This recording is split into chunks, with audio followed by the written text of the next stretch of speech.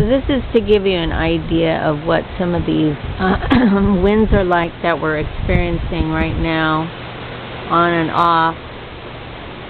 And there's a lot of sand in the air, which I can't see very well over here, but it's mostly off in this direction, the sand in the air. It's really nasty.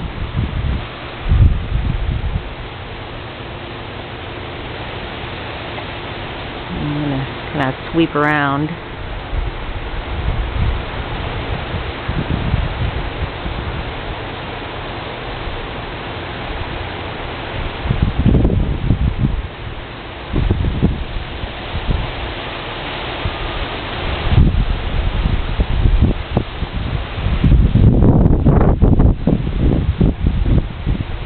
It is a wild and windy